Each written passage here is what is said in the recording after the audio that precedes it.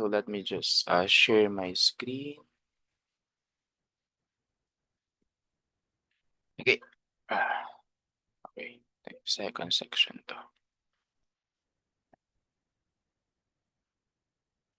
CPE.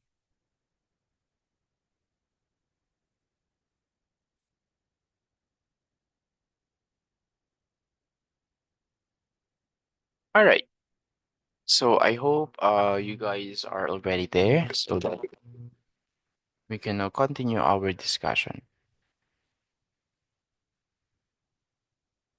Palakihin to.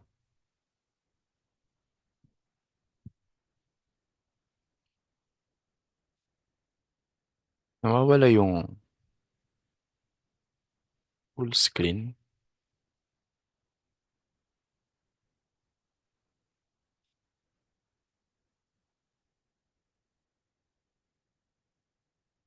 Wala nga. Ayun.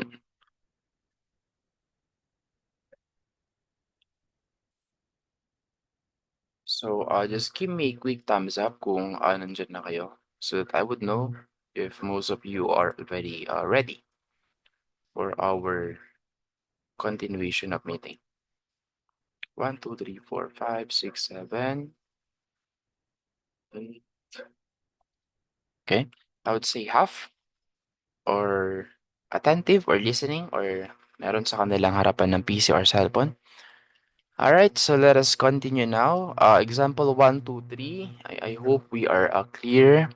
4 will be like your assignment to be submitted next week, Tuesday. And then Tuesday. Tignan pa rin natin baka mag-Wednesday na lang yun. Okay, kasi baka matapos natin tong logarithmic ngayon. So kung sakali, okay, so kung sakali, just in case, but we were able to finish a logarithmic today, Monday will be your exponential function quiz, and then Tuesday will be your quiz in logarithmic. Okay, and then just submit your seat work on Wednesday. Okay. So anyway, konti lang sa exponential. I mean, dalawang formula pero medyo madali lang din naman siya. Okay, so logarithmic isang formula lang naman. So medyo okay lang din. Except hindi nga pala dalawa.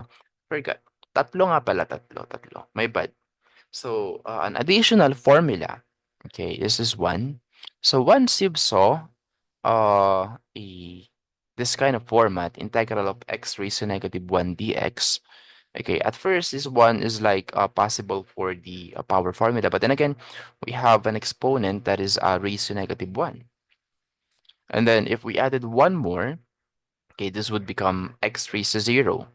Okay, hindi siya working sa power formula. Okay, kasi magkakaroon tayo ng 1 for our base. So, ang answer dito, we transform this 1 into 1 over x. So, as a result, para siyang magiging dx over x, which is now similar to our initial logarithmic formula. Okay? So, wait lang. Na-record ko na ba to? Yeah, recording tayo. Okay? So, the second one is so dito, similar pa rin man siya, magiging ln of u plus c. So dito lang is just ln of x plus c. Okay? So the second one is ln of x dx. So once you saw something like this, may ln tayo sa base natin or sa unahan. Okay? So it's still a working u du or x dx. So this is our u. We derive this one. The derivative is dx. Okay, pero may ln lang. So this is the answer that you should place in your final answer. So x, kung ano man yung x mo, and then ln of x, kung ano man yung x mo ulit, and then minus x plus c. Okay, so notice that we can still simplify this one by factoring out or extracting the x.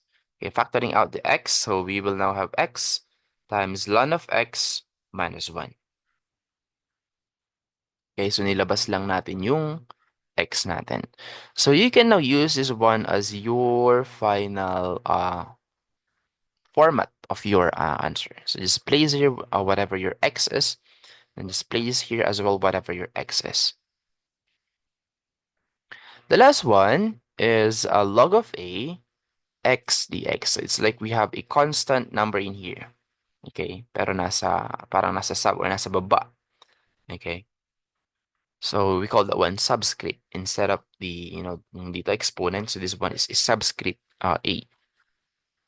So log a x dx. So the same thing, it's a working u du or x dx. So once we have a working u du or x dx, then we can now proceed to this formula. So just memorize this formula. So x kung ano man yung x nyo, ln of a kung ano man yung constant number nyo ng a, times ln x kung ano man yung x nyo ulit, and then minus 1 plus c. Okay? So we have a total of 4 formulas. But, to be exact, it's just 3. Kasi itong x raised to negative 1 is just the same with our first formula. Okay, so bale tatlo lang. This, and then this.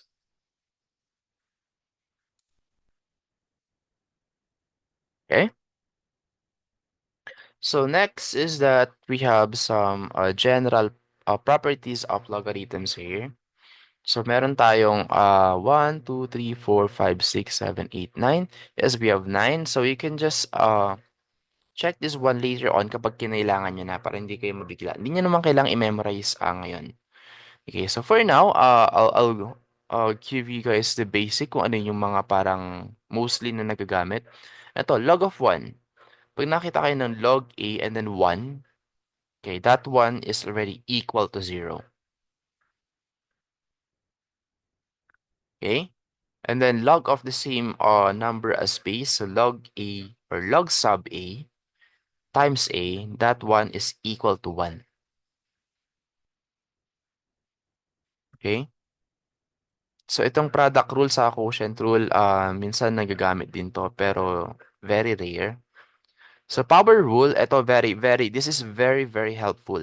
Okay, once you saw something like this, log A times M raised to the N, or pwedeng wala yung A, parang log M raised to N, you can actually bring down that exponent N as your base. Okay? So parehas lang ito dito, N log M. Okay, that's one property of logarithm. So we call this one the power rule. Yung exponent pwede mong ibaba.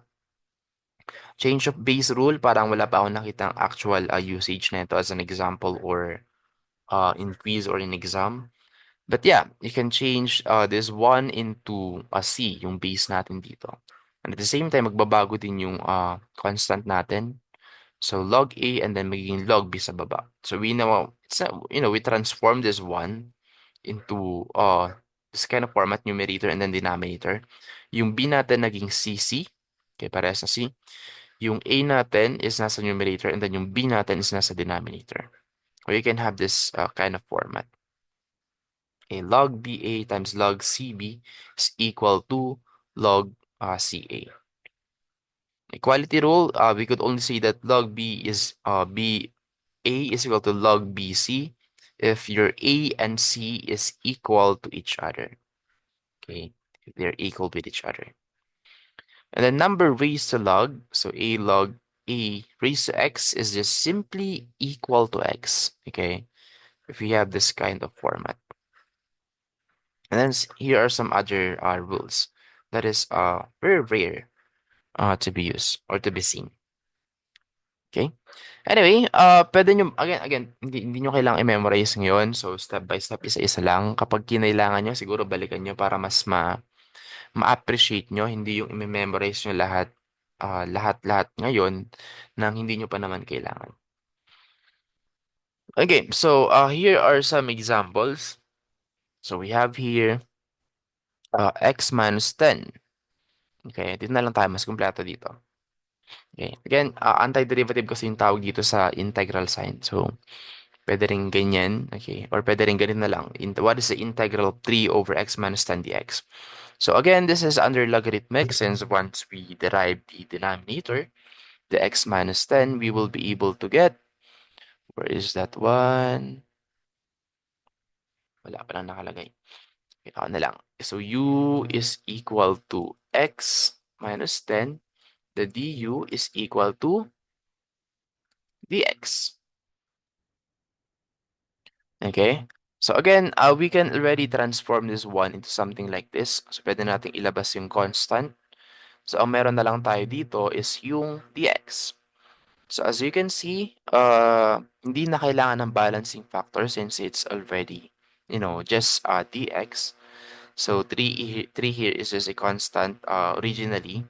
Okay? So pwede natin gamitin yung logarithmic function or logarithmic formula number 1, okay, dun sa ating problem. So just look for the ln. Ayan, yeah, ln is ln. Okay, don't forget your balancing factor. So it's 3 ln and then your u is x minus 10. So ilagay nyo lang dito x minus 10 plus c.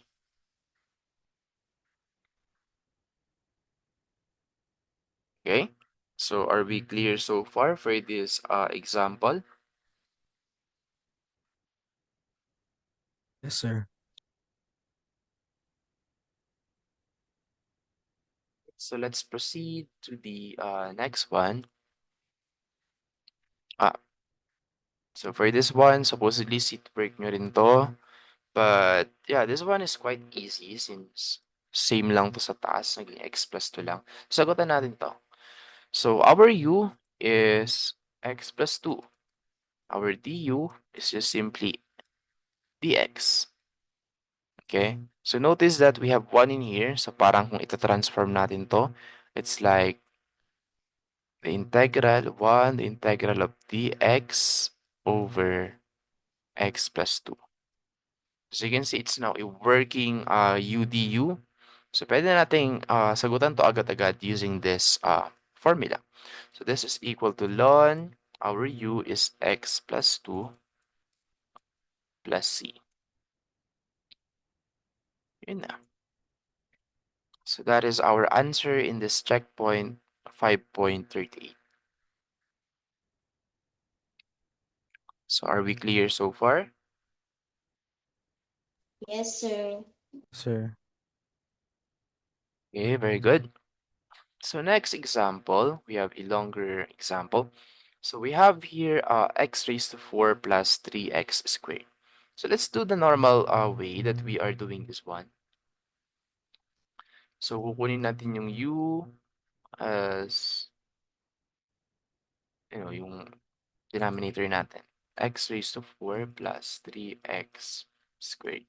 The derivative of this one is 4x cubed plus 6x dx. Tama? 4x cubed. Ano ba dito? Ito. 4x cubed plus 6x dx. Tama? Yes, sir. Yes, sir. Alright. So thank you so much, Vilya and then Kabiko for answering. Kasi alam ko yung iba naintindihan naman pero tinatamad lang sumagot. Kasi nakahang time tayo kapag walang sumasagot eh. Kailangan ko lang ng confirmation para at least clear talaga.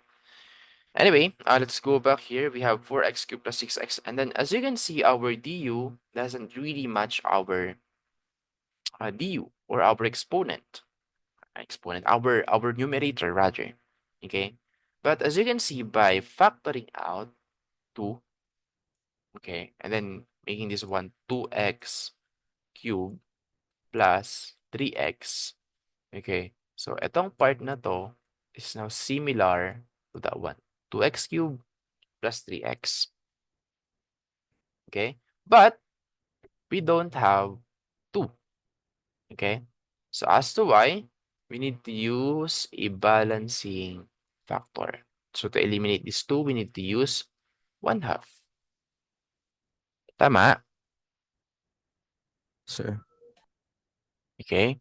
So we now have a working UDU and then with the help of the balancing factor, so we can now go straight in here.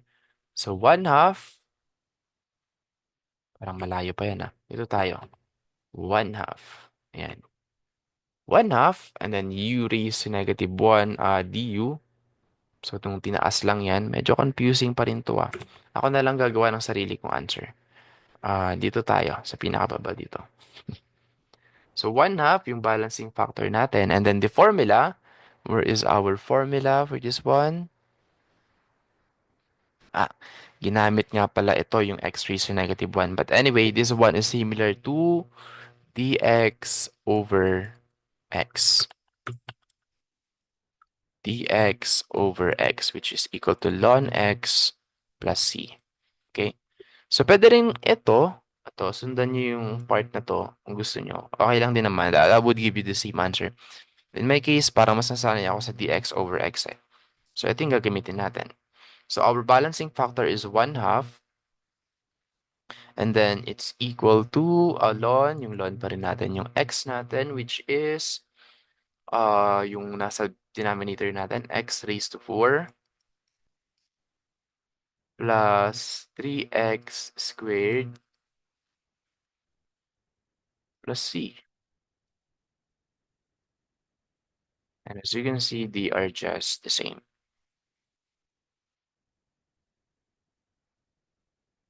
Okay? So you can use this one. It's okay, no problem. Okay, dito kayo. Balancing factor, ln. Same lang din naman yung nandito natin. Same lang din to. Okay, magkaiba lang ng format. Okay, because again, u raised to -1 is considered as 1 over u. Or magiging du over u na siya. Okay, so are we clear in this example? Sir. Yes, sir. Okay, Yes, sir. right, so thank you, thank you. Let's proceed now to the next example. Okay, so we have here ln of x dx is equal to x ln of x minus x plus c. So this is our second formula. Okay, so notice that we now have a ln in here. So dapat ang papasok na agad sa isipan nyo is the second formula. We have ln in there. Okay, which is ln of x dx. So it's still working. It must be still working, u du. This is our u, and then this is our du. Okay, so our u is 2x plus 3. The du of this one is 2 dx. Tama? And since we don't have 2 in here, we need to apply a balancing factor, which is 1/2. Okay? And since we now have a working UDU with the help of balancing factor, then we can now apply this formula. So our x, or our u rather, is 2x plus 3, and then ln, and then our x again is 2x plus 3 minus our x again. Ito nga pala yung yung long cut. Dapat ito na lang. Ito na tayo, yung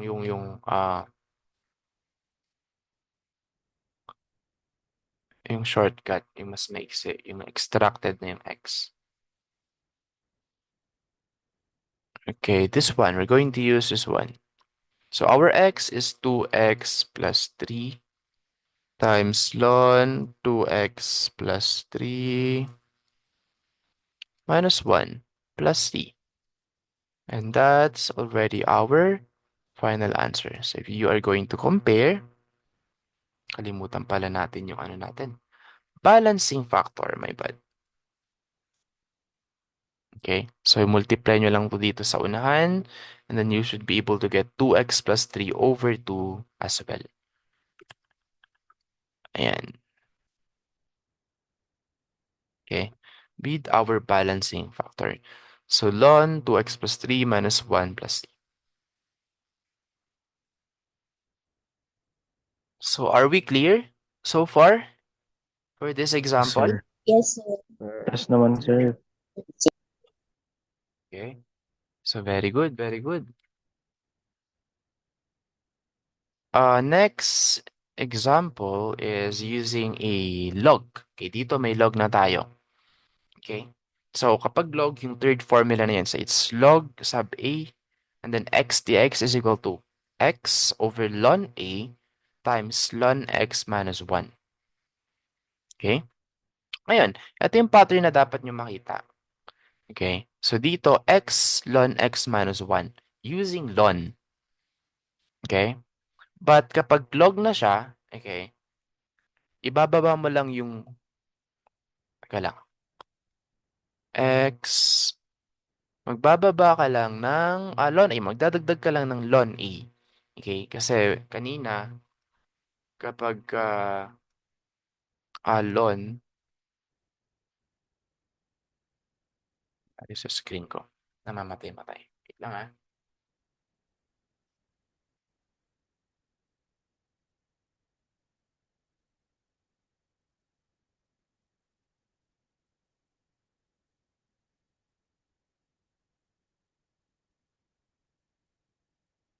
Ayan. So, can you guys see my screen? Sir. Yes, ma'am. Ayan. Yes, sir. Okay. So, dito, idikit ko lang. Wala akong paint, no?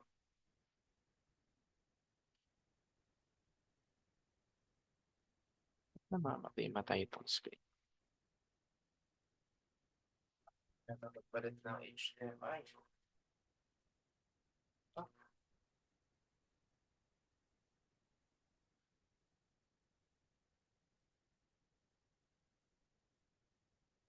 Okay.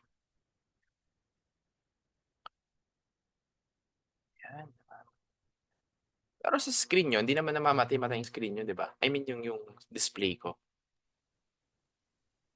Sir. Hindi Hindi naman naman, po, sir. hindi nagba-block. Okay, so, Hindi naman po, sir. yung HDMI Hindi connector po. ko na. Wala, nagba-block. Sir, Tuloy ako makapag ano. Okay. So, pwede ko bang i-snip na lang to para mabilis?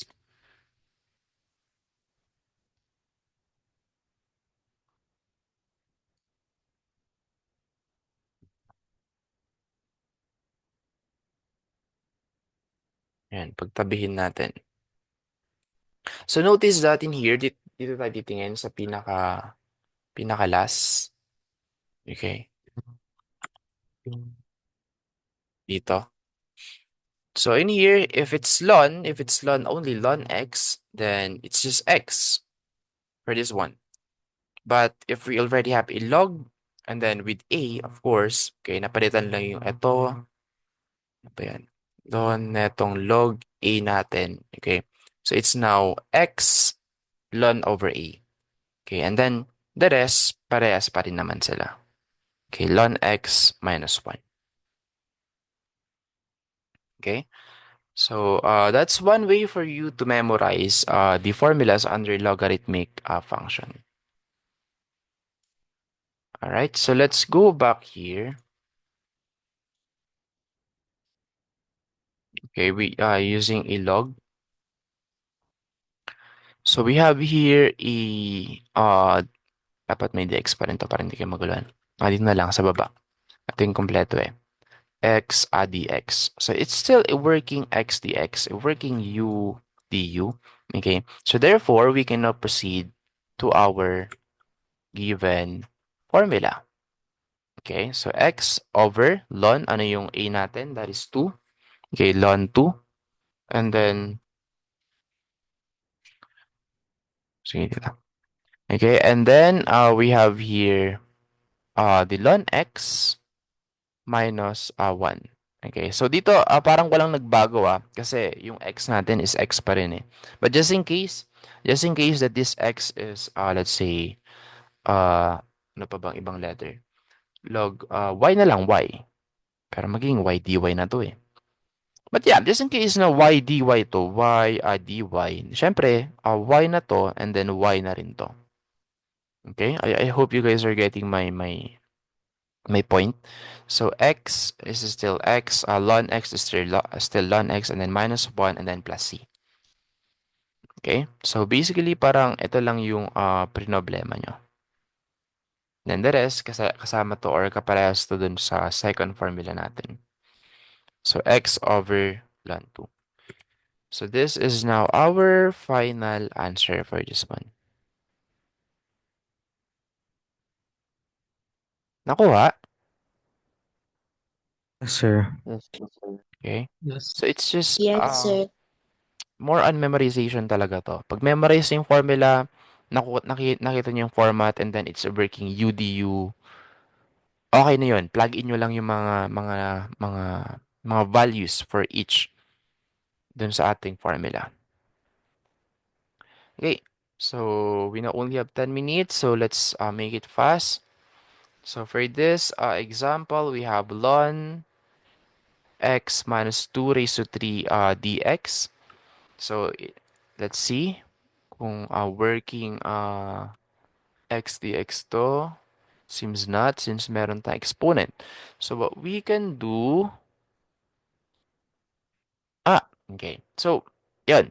Buti na lang, kita ko, bago ako mag-expand. So, supposedly, expand ko na to eh. But remember our power rule.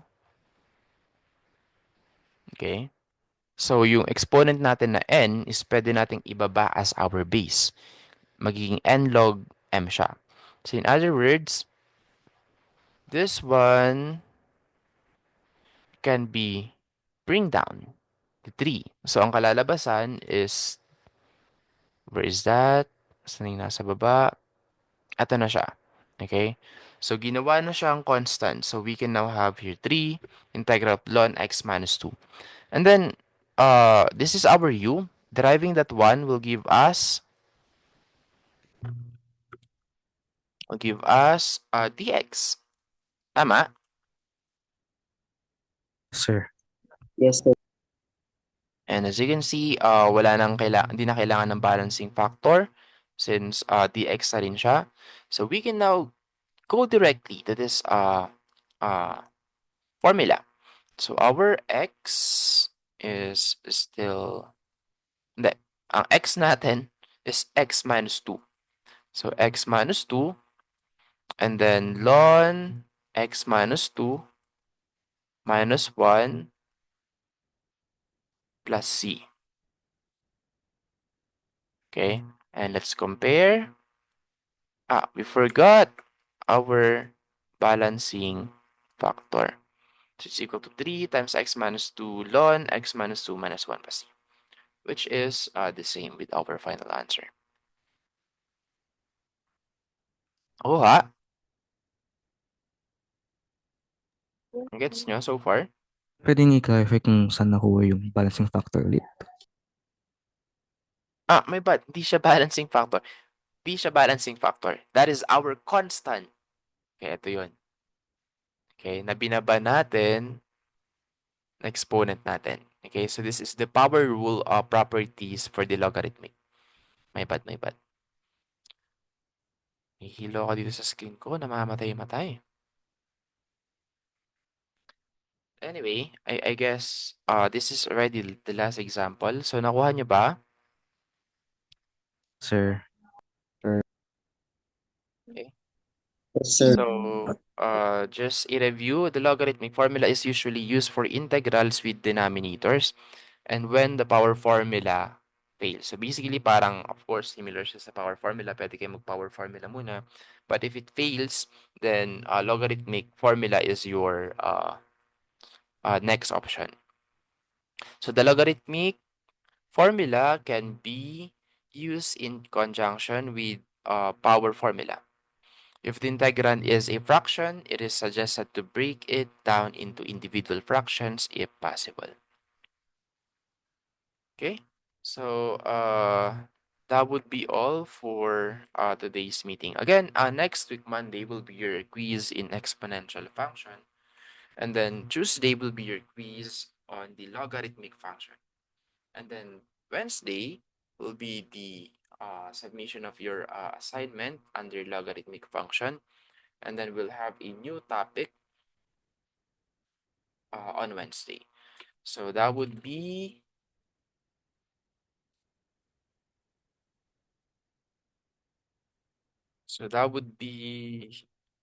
okay, wala na to.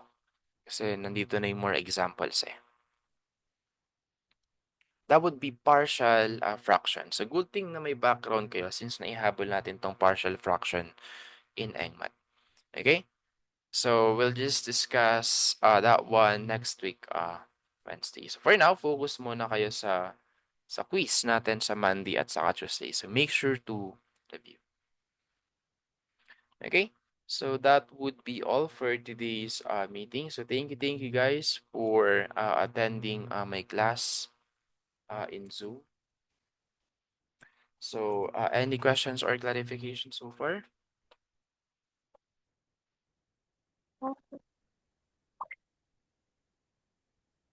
So Yes, yung sir. attendance, Sir, ano pong module yung activity na ipapasa sa Wednesday? sa logarithmic, under logarithmic. Okay, Hanapin thank mo you lang. po. So last recall or roll call to be exact. Bado, Pagilad, Carino, Chiday, Dayon, Edyo, Lim, Rosete, and then Sagudin. Wala talaga. Sir, nandito po, sir. Si Rosete. Yung iba, wala na. Okay. If you guys don't have any questions anymore, so you guys may now go so that you can prepare for your next class. So goodbye. See you guys next week on your quiz. Yes, sir. Thank you, Bye, sir. sir. Bye. Bye, po, sir. Bye, sir. Thank you.